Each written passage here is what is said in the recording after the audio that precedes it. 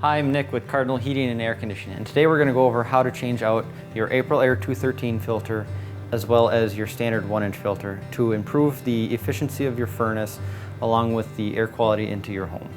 To open the April Air 213 filter rack system, pull on the top of the door and then the two tabs on the bottom, and just remove doors. And we're going to slide the old dirty filter off and out, and then we're going to install the new filter.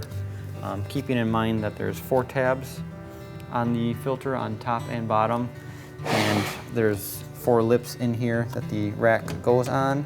So best way to do it is slide the bottom tabs in first, make sure that they're locked by pulling up, and then put in the tabs on the top lips and insert them. How you figure out how to put the filter in is with the airflow arrow pointing towards the furnace. And then putting the door back in, just put these 2 lips in, or 2 tabs in, and then rocking it up, locking it in place. And now we're going to go over and take a look at our standard 1-inch filter.